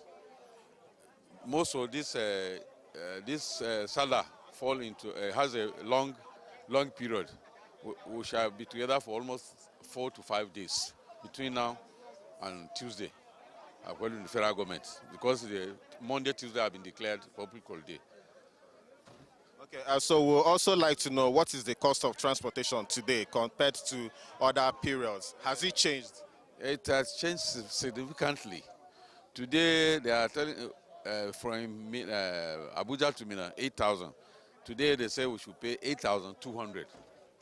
I said for what? They say there's a receipt. I don't know whether it's VAT. I don't know. We had to. Everybody was supposed to pay. I believe what they are saying now by tomorrow or by evening today it will be. They will escalate it. I know what Nigerians can do. Thank you very much, sir, and we wish you a happy celebration when you get to Mina. Thank you very much. All right, that is the situation here at the Jabi Park in Abuja. Many thanks, Ekene. Fantastic interview, and I like the both sides. Getting to hear from the official of the park and then a passenger. We hope that we would also get more report from you, maybe later in the evening or tomorrow. If you continue to monitor the parks for us, I'm sure there will be more updates on that. Many thanks, Ekene. We do appreciate you right here. All right, so this is Good Morning Nigeria. We'll take a break. When we come back, the conversation continues right here. Stay with us. The sport is very, very important to the special kid needs. Engaging in this kind of activities, moving the wheelchair with the strength, is a form of exercise to reduce that stiffness of the muscle. It makes them to be self-dependent, not depending. We should believe that there is ability in their disabilities.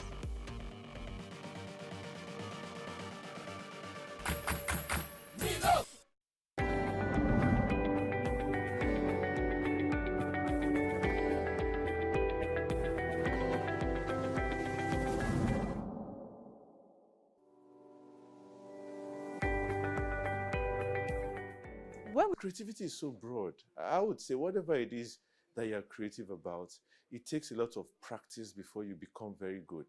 So if it's something you intend to pursue, it's something you have to keep doing. You have to keep practicing.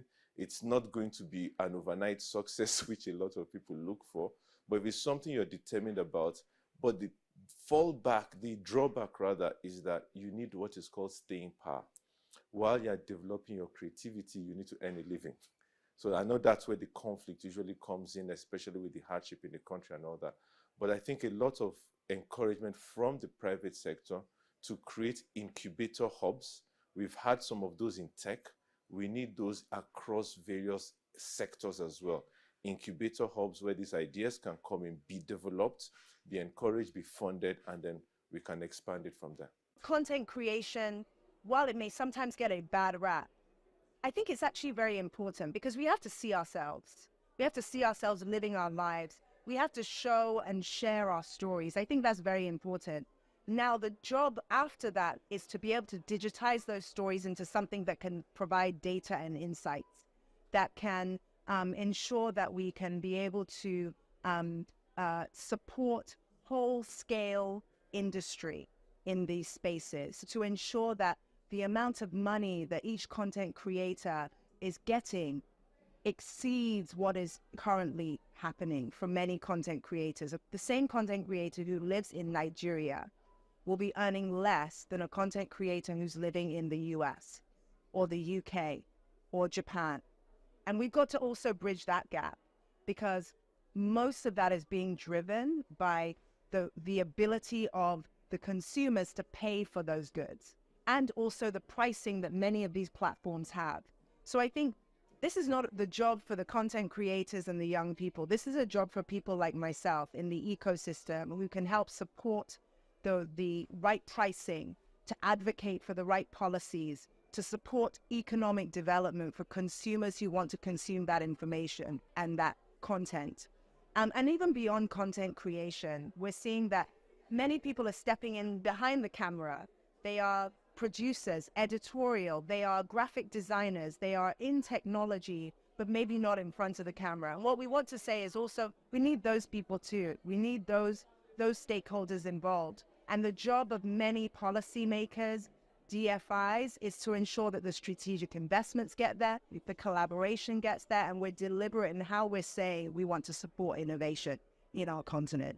There's an age group where your brain function is at its maximum, and that's the age group we call the youth, isn't it?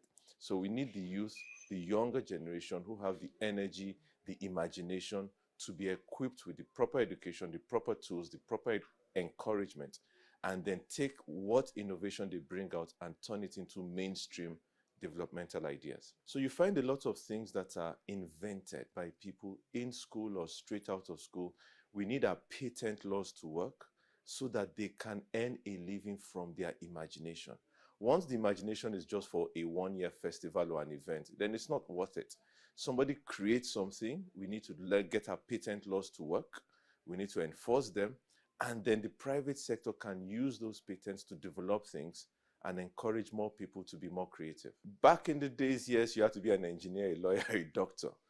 Today we have programmers, we have AI specialists, we have people that are doing ethics on genetics. Those things didn't exist 50 years ago. So there are new areas that need to be explored. The question really, apart from the parenting, does our educational curriculum cater for what the needs of the world will be in the next generation? Because our curriculum is dealing with the issues of the past. We need the government and the private sector to redo the entire educational curriculum to be forward-focused, not retroactive.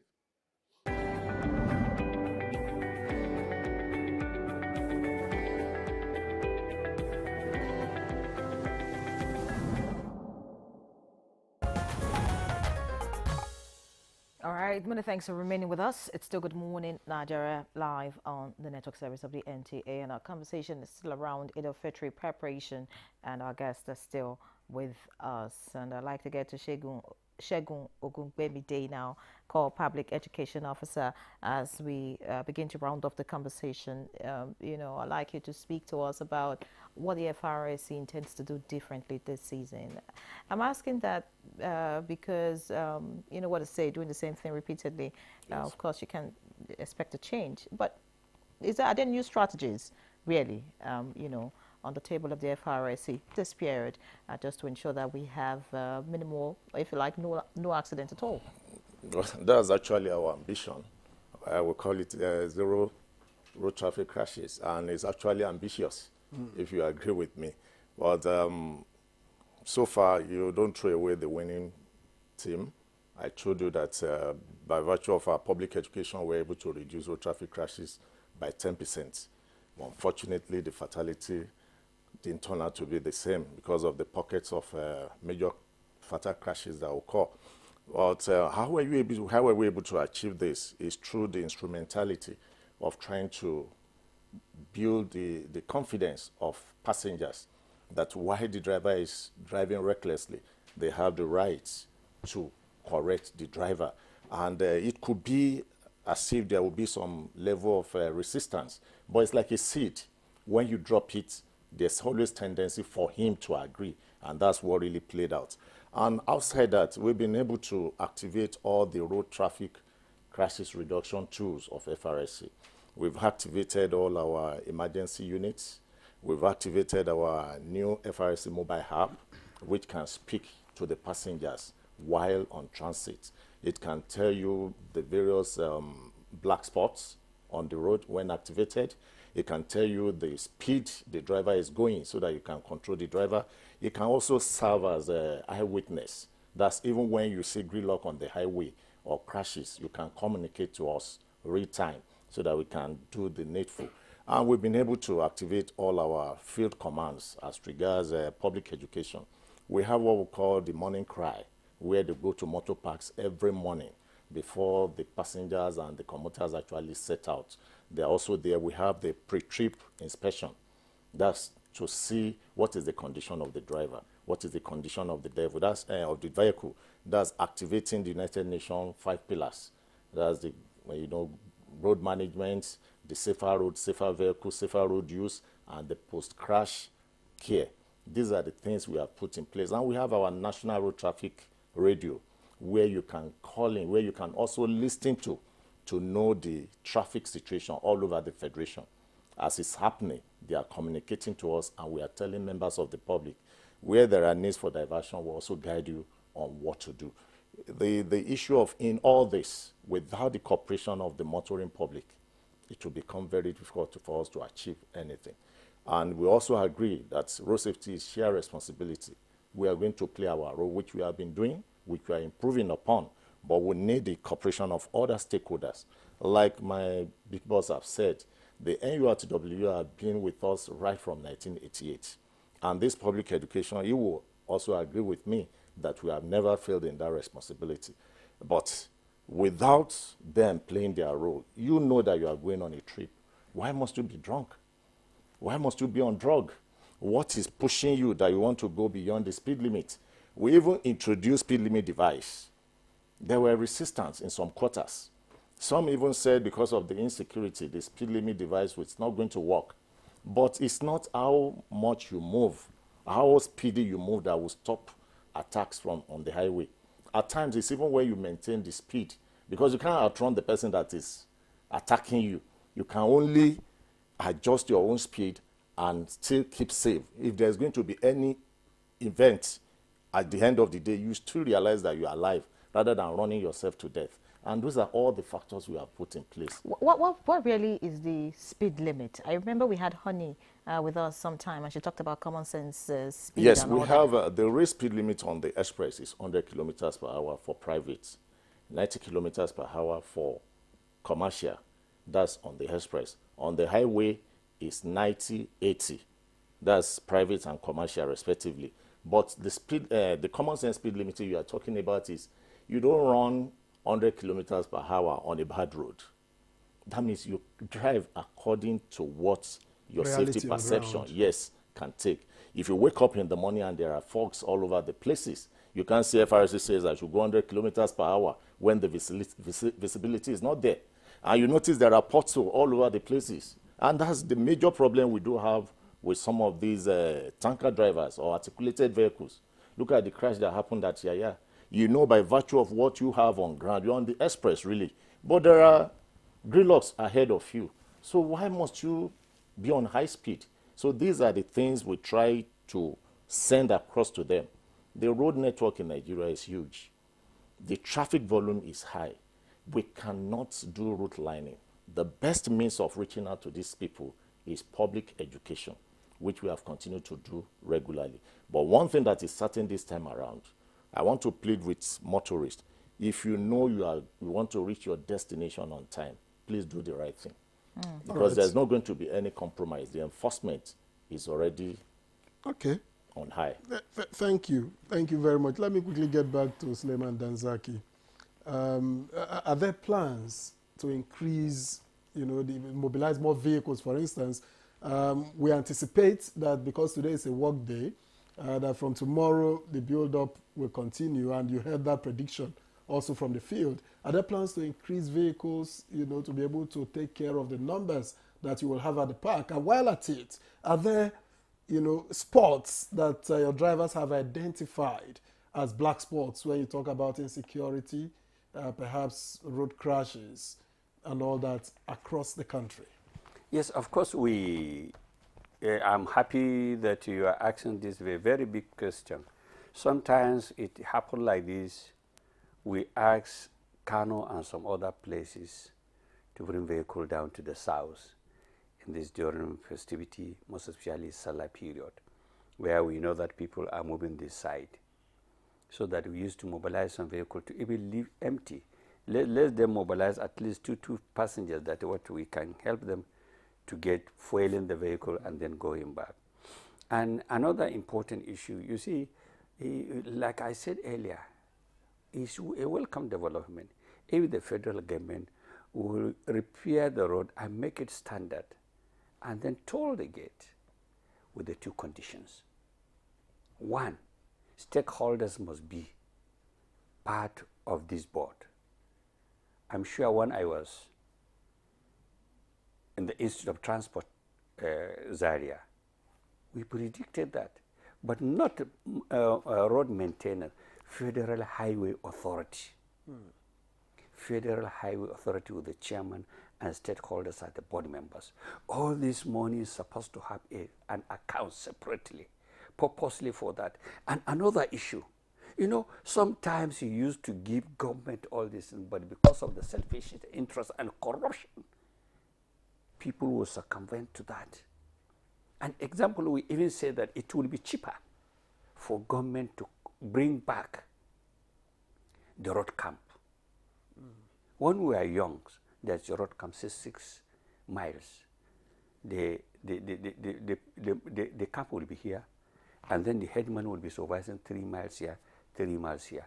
In the morning, he will ride his bicycle to see where there is a blockage on the road and this thing.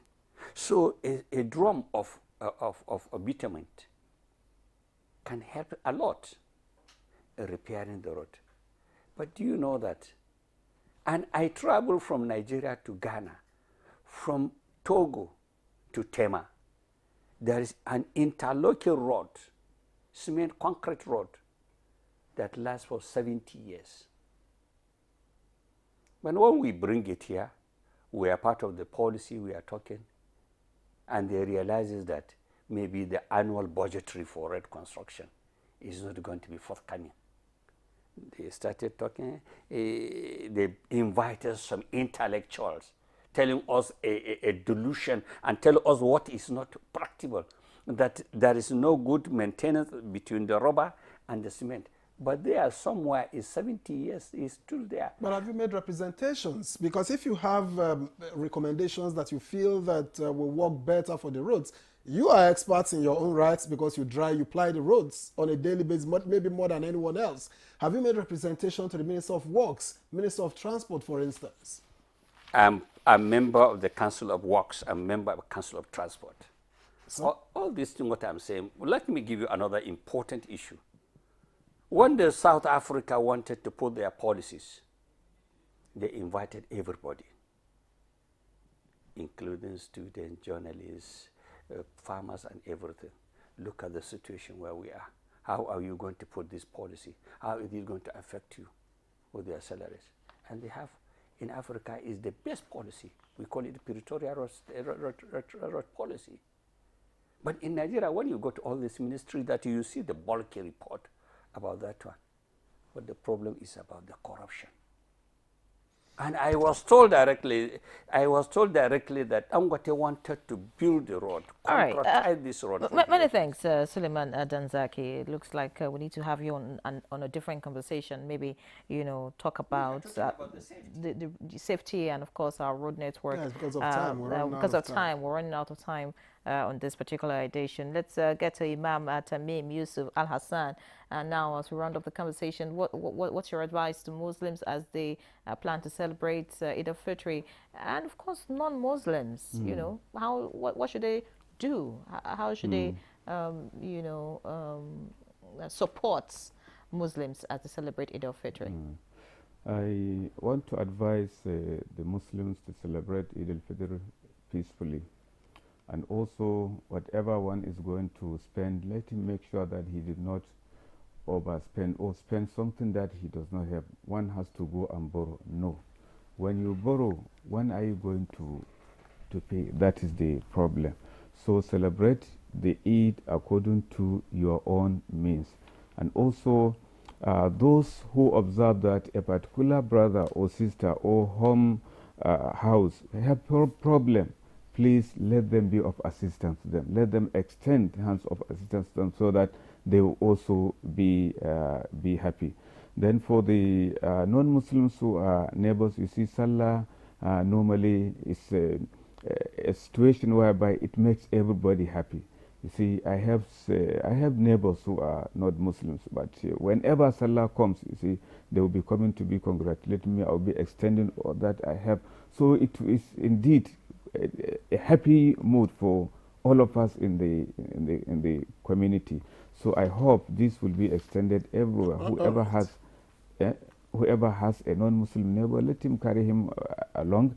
Let him share with him this happiness, and let him show him that Islam is a religion that embraces, that also encourage peace and stability, especially within neighborhood, whereby people who are living together will be you are living peacefully with them, you are interacting. This is what will make Nigeria greater and all greater. Right, thank you very much. Let's take a minute also to get a final word, Segun Ogunbemide.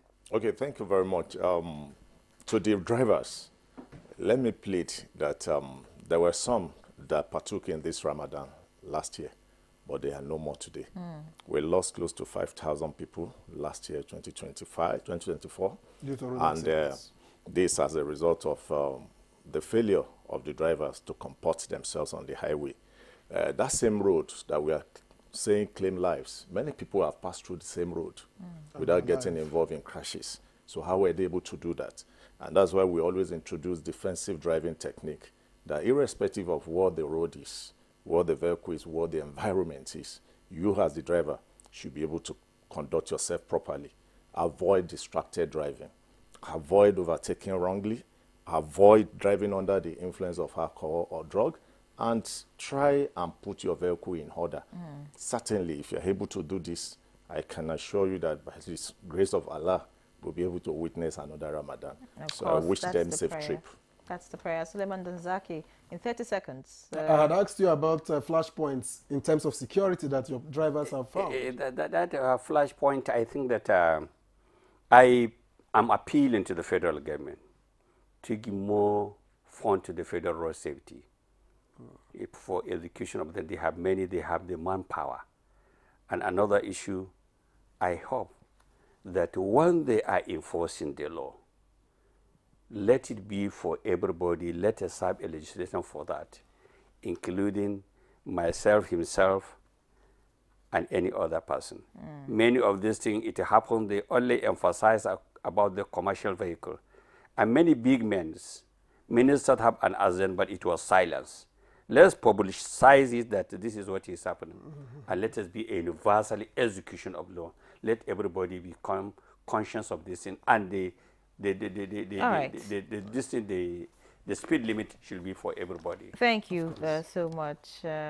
Suleiman Danzaki, SSA to the President of the National Union of Road Transport Workers on intergovernmental and international matters. Many thanks for being our guest. Thank you. We appreciate your insights on the program. Of course, Imam Tamim Yusuf Al Hassan, Deputy Chief Imam, Muslim Community Center, Juma Mosque, Use Zone 3, Abuja. Many thanks. And of course, we wish you happy the Fitri in advance. Thank you. And Shegun Ogungbemide, Core Public Education Officer. It was a delight to have you. And we hope that the officials will do the needful on the road and would have minimal accidents as much as possible.